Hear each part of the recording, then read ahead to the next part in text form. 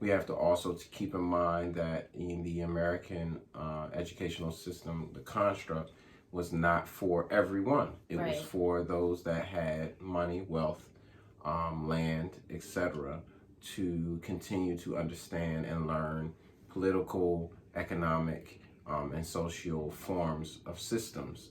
So it wasn't for poor, wasn't for African American, it wasn't for minorities. We have to also know that pre-COVID, the situation was dire for education when it comes to the value of teachers in comparison to other countries. The Philippines, for example, teachers are like doctors Wow. when it comes to the culture and the acceptance of students. That value is not money, it's not attached to financial, it's just the respect that you get. So, the United States has a lot to do when it comes to educational systems and the valuing of its teachers pre-COVID. So now we're in a pandemic. Right. So some of those things are like a constant pimple, right? That constantly keeps coming in the same spot. It's the same issue. You need to solve the issue. So to answer your question, yes, it is something that is a problem, but it was a problem before the pandemic and is now a problem that will actually increase because of the pandemic. Right. Yeah. So I know, you heard with the strike, and the reason that teachers are leaving is because they feel that they're not being paid what they're due because of not only are they teaching, but I'm sure there are other responsibilities that are tacked upon them too because of shortages of staff and everything else. Yeah. So for people who say, well, why did you go into teaching? It didn't pay anything. Yeah. What would be your response to that? Well, first and foremost, most teachers don't go into teaching because they want to teach. Remember that the content area, for instance, I'm a musician from heart. So I went to college, I went to school for music, performing, business, technology, etc. So I got into teaching because I needed a job. You know what I mean? So, because, being a musician, it's every day can be a different dollar. Right. So teaching added that consistency that being a musician didn't. But my content area was music. And so with being a teacher, I'm not thinking I have to go into it being a social worker. I'm not thinking I have to be a counselor. I have to be a mediator between individuals that don't see eye to eye, students that don't see eye to eye. I didn't go into it thinking I would have to do massive amounts of paperwork to ensure that a student is in the proper place or getting the proper curriculum. So I became a teacher out of survival mode. I have a wonderful talent. I know the ins and outs about music. Let me teach. Let me teach it to other students. Let me give the nuggets of information that I have to other students. And then you get into it and it's like, well, no, first you need to take this class and that class, and you need to take a reading class so that you can teach about music. And it's like, well, no, I just want to teach about music. And it's like, no, you need to teach about reading. And you don't learn that later on. Now that it's been 17 years, I'm getting old. But it's 17 years of teaching. Now you discover, okay, yeah, reading matters. So I needed to go to that class to understand that they need to read the material. They need to know how to pull information from the text. But when I'm first getting in it, it's like, no, I know about music. Right. I can teach them everything I know. Why does the how teaching them matter? Why does that matter? And so with teaching, most people get into teaching because they have a heart for their content. If I'm a mathematician, I went to school and I took 18,000 math classes, and I know math back, front, up, and down, and I got a bachelor's degree in it, or I get a master's degree in it. Even if I get a doctorate in it, I am the quintessential mathematician. I can teach you how to add and subtract just like that. But you tell me I have to take remedial classes and just teaching. What does that do to your psyche? Mm-hmm. It puts you in survival mode. Yeah. So in order for me to teach, I have to learn how to teach. And it's not, teachers are deserving of more than that. Mm-hmm. I didn't get into teaching because I didn't know my content. It's because it was a survival mode. I needed a constant check. And then once that check was like, okay, now I got a kid. This ain't enough money to pay for this kid. Yeah. Then it gets into that next step. So I believe it's best if individuals think of teaching and compare it to being a doctor. Now I know doctors are life and death, right? Right. So if you think of teaching as that doctor who is life or death, wouldn't be in their place if they weren't taught first. If we start thinking of teaching as the foundation for everything that goes on in this country, I think people would value teaching a bit more. But what happens is, it's, oh, he's just a teacher, or oh, she's just a teacher. Right. But you forget that we teach every working individual in this country. So your doctors were taught by a teacher. Right. Your lawyers are taught by a teacher. Every single politician that decides that education shouldn't get funded was taught by a teacher. Yep. So I think that's when things start changing. So it was out of survival mode. I need a job. This job is paying me. I'm single and I'm good. And I can get 40 G's. That's great. 40,000 is a lot of money for a poor brother that look, I came from the hood. So 40,000 is a lot of money. But once you add a kid to that, nah. Once you get married, nah, Slim. What? Cost of living go up? Right. Inflation? Nah, that money ain't nothing. So yeah, we have to change how we think of teachers. Teachers are mostly working through survival mode. Yeah. So do you ever move from survival mode to, I don't know, cruise control, to the point where you're just like, okay, I got in it because it's survival mode, but I see the changes and the impact I'm having in the students that I'm teaching. So, okay, yeah, I'll stick around for a little longer. Although I'm not getting what I'm due, I see this as being more important. Right. I look, they're not paying us, me and you, for this advertisement. But Abbott Elementary is perfect example of what happens. The guy on there that's from Everybody Hates Chris is a substitute that is starting to understand. I don't know if everybody's watching it, but anyway, he starts to understand that the kids like him. And it's like, oh, the kids like me. So I'm not just a substitute. So no, you're a substitute that the kids like. Right. And then the next episode, he's like, not only are you a substitute that the kids like, but you actually know how to teach. Oh, cool. So maybe I'll keep doing this. And then you keep doing it, and you might go take a class here and there. Right. And it's like, oh, okay, so the kids like me. I can teach. And now I get certified. So now I'm certified to teach. So now the people that own my check believe I can teach. So that's how it works for teaching. It's just like you go through these steps and you like, okay, I guess I'll stay around for another 2 years. It's like 2 to 3 years of a transition. It's like going through these steps. And so you turn around, it's like, okay, I'm definitely not a substitute no more. I've been teaching for 8 years. Time just goes, it goes like that. I got kids coming back to see me, thanking me for what I've done as a substitute. I was a substitute then. So for me, my personal journey, I was a teacher in DC. I was teaching music in DC. So I knew the content, but I wasn't a teacher. I wasn't a certified teacher in their eyes. So I wasn't certified from DC. I didn't pass praxis 1, didn't pass praxis 2. I didn't have the teaching, like go to a class that was specific about how to teach. And so, but that 2 years, 2.5 years went so quick.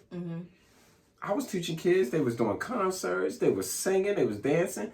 People were like, "You're not certified?" No, but I know music. Right. So like when I get your child, I can teach them how to sing. Right. So it's just like you go from that to the next 3-4 years, you move to another county because they get rid of the arts program. And you say, okay, I'm in this now. I need to get certified or I won't have a job. You get certified and then they're like, oh, now you can teach, but it won't be music. Of course not. Right. Of course it's not music. What I want to teach. Right. No, you can teach. You went to the classes. So we need you to teach something totally different. And it's like, okay, you try it for a year and it works. And you're like, okay, I can do this for another year, but this is not my content. This feels weird. Like, guys, I'm teaching English and I have not studied literature since the first 2 years of college, right? Right? When it was a requirement. But you got me teaching American English lit. And now you have the audacity to tell me I got to teach British lit. Shakespeare. Wow. How many black people like Shakespeare? I'm sorry. If black people are listening right now, I'm sure Shakespeare is your dude. But it wasn't for me. The closest thing to Shakespeare was Rakim for me. Okay? So it's like these steps that they take you through. So once you're in it for survival mode and you last the first 2 years, it's now, okay, the kids like me, so I'll stay in it. It's a nice little check. I don't have any family to support. But then you keep moving and you move through the system. It's a system. It really is a system. It's like a, I don't want to say it's a trap, but it's like a maze. You know, you once you're in the maze, you either get out the maze or you just, sit in it. What, you going to sit in the middle of the maze? Right. No, you're going to keep working moving, and see where it goes. Right. So that's what happens.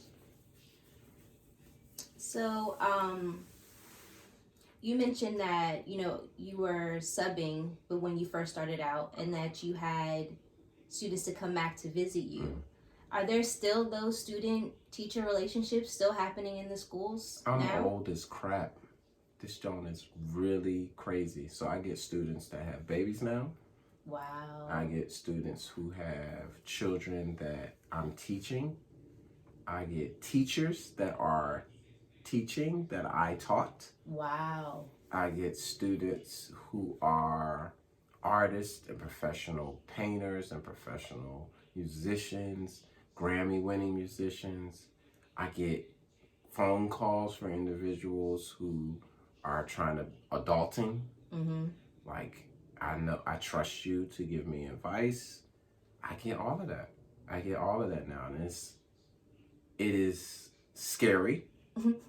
Because I'm not perfect, but for individuals to believe in what I would tell them to be at least a positive move forward, it's great. It's a great feeling. And I think that's what can't be paid for.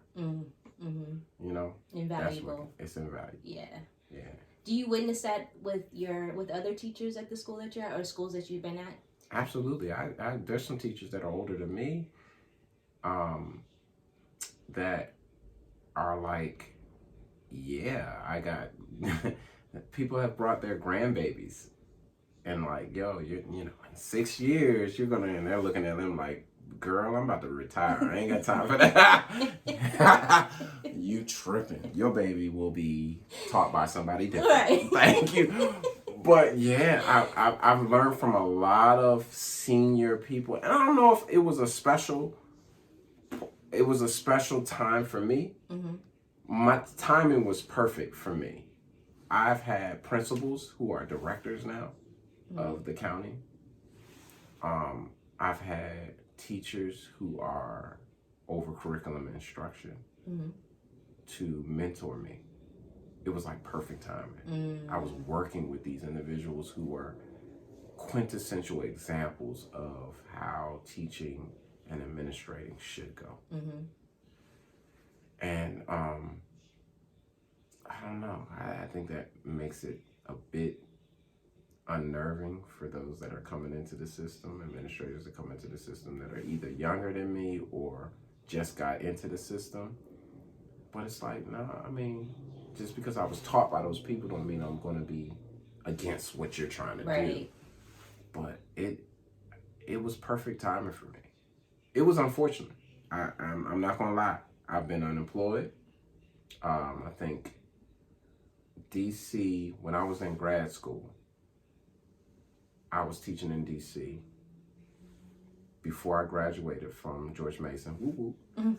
Before I graduated from George Mason, I was unemployed. I was using unemployment checks to pay my bills because DC had closed down all the arts programs. And so I had to find a job. And so it's unnerving that teachers have to go through that. You know, it's unnerving. It was unnerving, but it's beneficial because, like everything else in my life, a struggle only pushes you forward. That's it. It feels like you're getting pushed back, but no. You learning what not to do. You learning, okay, that doesn't work. It's like touching the oven. It's hot, but you learn that an oven is hot, so you learn how to cook. You know, it moves you forward. Right. Yeah. As long as you're listening and you're paying attention to what you're being taught, so that you don't repeat the same process. Absolutely. So with the new teachers that are coming in, I know, pretty sure instruction that's being taught is slightly different than, I guess, what you could say the old school has been doing. So how does that work amongst the staff? Because I'm sure several different teaching dynamics going on. Let me tell you, don't nobody know what's going on. Everybody, let me tell you, everybody's confused. Okay.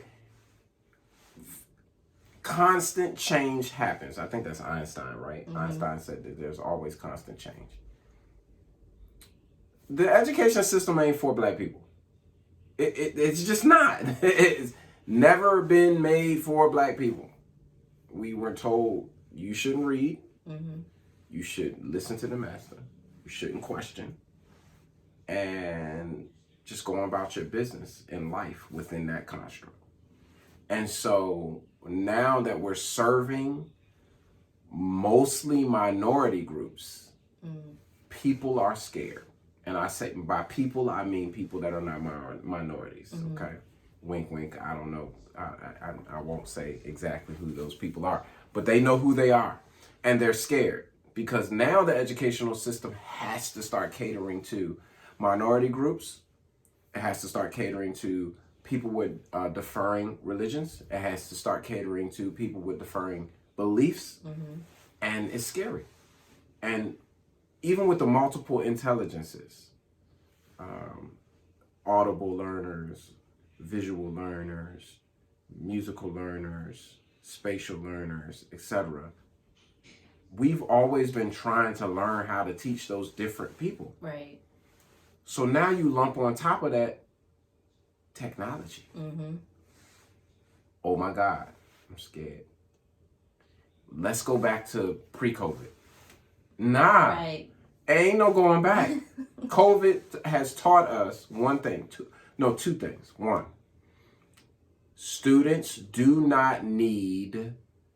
all students do not need teachers. There are some students that do not need direct teaching. They always need a teacher. There's always somebody teaching you. If it's Alexa or Siri, it doesn't matter. Or a program on TV. Right, they're teaching you. You're getting taught by somebody, okay? The drug dealer is teaching somebody. However, you don't need that direct teaching. Not everybody needs that direct teaching. Number two, technology is going nowhere. You're not going to get rid of it. It's not going to disappear tomorrow. Students know how to use this technology. Get with it. What's happening is there are certain people that are pulling us to pre-COVID. it's like, okay, let's try to get back to normal. What does that even mean? Right. After a war, do people just say, okay, guys, let's get back to normal? And all the buildings have crashed and been demolished. Just and come back together. the story, let's just go back to normal. Everything is fine. It's a figment of your imagination. No. Mm-hmm. Consume what has happened. What has happened is we're in a technical age. We've been in a technical age for a decade now, really. The students have already been learning in a different way. Mm-hmm. School systems are trying to catch up. They're trying to catch up. When people who have been progressive have been telling you, you need to change how you teach. Mm-hmm. These interactive platforms that we use have been around for at least a decade. Google Classroom or Google Meets and Google Drive that's not 2 years ago. Google's been around for I don't know how long. Microsoft's been around for I don't know how long. Apple has been around for I don't know how long for all these platforms. Why do you want to go back to normal? Right. When I can get little Tommy the information in 2 seconds. Mm-hmm. Now, mind you, I am hating a little bit because I don't know about you, but I had the Britannica series. My mom had about 3 of them jokes. And about 4 Webster dictionaries and thesauruses, and I know alphabetical order like the back of my hand, right? Our kids don't learn like that. No. They don't learn like that. You put a dictionary in front of our kids. Right now, I want everybody that's listening, if your babies are up, I want you to put a dictionary in front of them. If you got one in the house, because you probably don't even have one in the house, put a dictionary in front of them. Tell them to look up the word ecosystem right now. I bet you they're going to look at you like, what? How do I find it? What do you mean? It's a book. Open it. It's in there. They're going to look at you like, what if the word's not in there? Which happened, right? Mm-hmm. We went to one dictionary and the word wasn't in there. So we had to go to what? Another dictionary. Or you had to call your auntie and was like, Auntie, you the smartest one in the family. Tell me what ecosystem means, right? Right. For the kids, no. Google search. I put you have to tell me how to spell it. You see how that works? Yeah. Tell me how to spell it. Oh, you know what? I don't need you to tell me how to spell it either. I hit the microphone and I say ecosystem. And it pops up. Mm-hmm. So why would I want to go back to going through 15 million editions of Britannica that doesn't really encompass the entire world? Right. When the internet encompasses the entire world. Mm-hmm. So we're being pulled back for some odd reason. So you got that one group that's trying to pull us back to pre-pandemic thinking that was still behind. Mm-hmm. And then you got another group that's like, no, let's move forward. Right. Let's virtual university. For students that do not need direct teaching, let them log on to virtual. Mm-hmm. Let them learn how to do things virtually. Global market. Let them talk to somebody in China. Keep it moving. For those that need direct learning, they need to come into the building. But the school systems are scared about that. They're scared to do that because that takes from money. So you don't make money when a student is not walking in a building. You don't make money. The student is not using your resources. Mm-hmm. The student is not eating from the cafeteria. The student is not utilizing transportation. So that means that taxpayer money has to go somewhere. And that means that you're not getting federal funding because that's another student that's not going into the building. Wow. So last year when all the kids were home virtual learning, that hit him in the pocket really, really hard.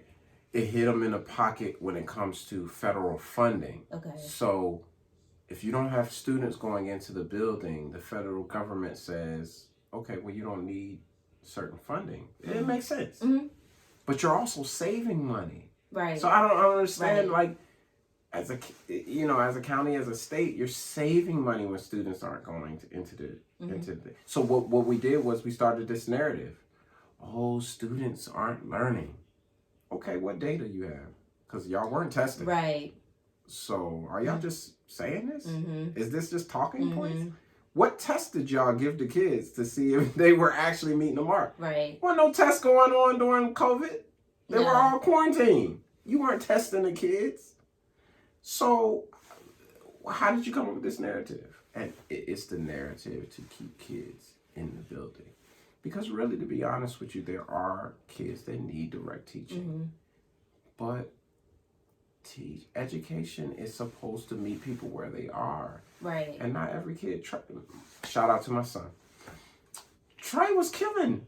God dang, I think he got 1 B while we was quarantined. Virtual was perfect. He even asked, Dad, can I do virtual? I just want to do virtual class. I don't want to be around. Like, you know, he's Sarita by heart.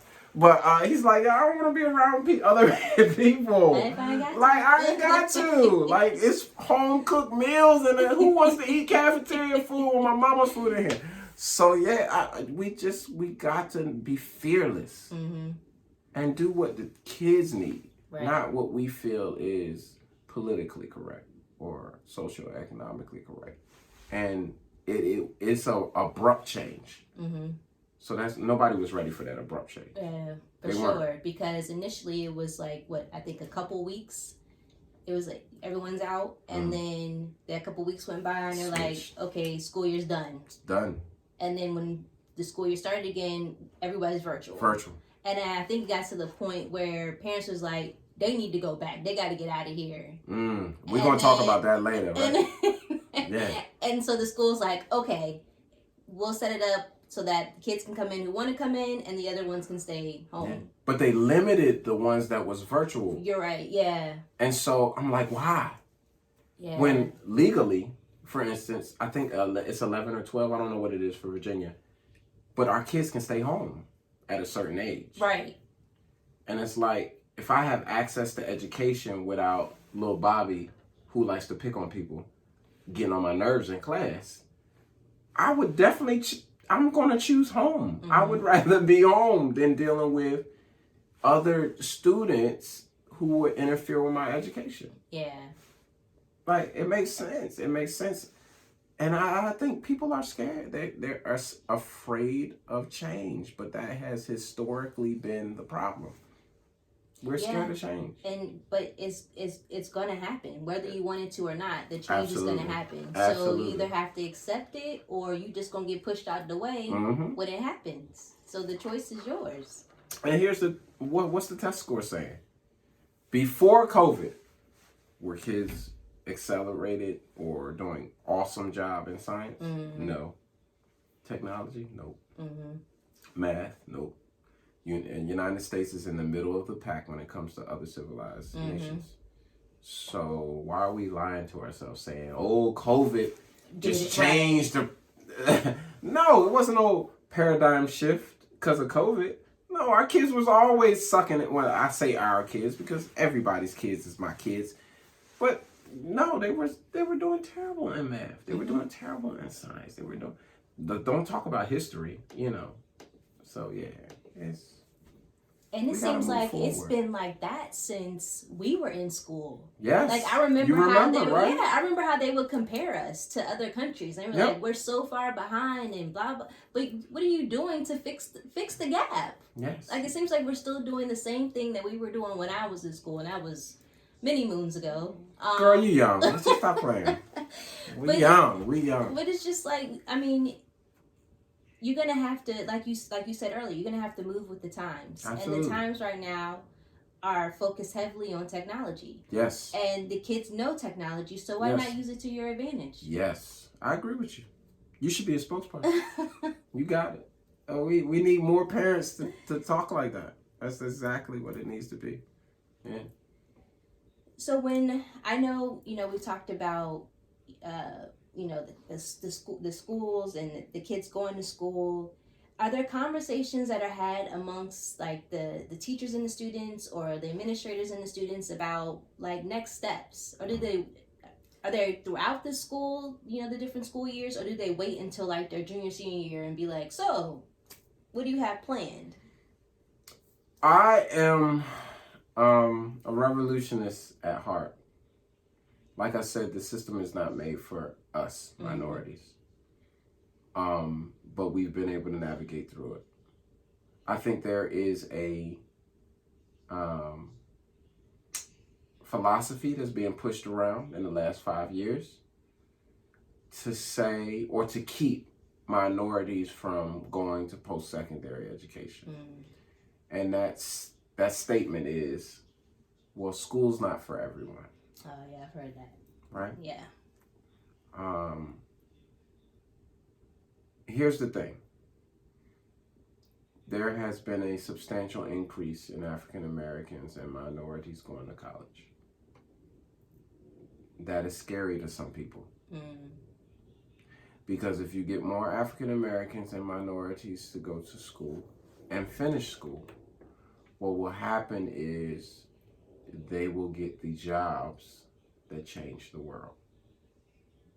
And if they get the jobs that change the world, then some other people will not be able to influence the world like they've done in the past. So I say this. I don't say school is not for everybody. What I say is universities and colleges are not for everybody. But education is for everyone. I don't care if you're flipping burgers at McDonald's. You will be taught by someone. You will be educated by someone. You will have to take a note. You will have to learn something. You will have to memorize something. You will have to be your best self for someone. I don't even care if you're not flipping burgers at McDonald's, but you are learning the street life. Someone is going to be your teacher. Someone is going to be educating you. And so what we need to continue to tell all kids is that education is a lifetime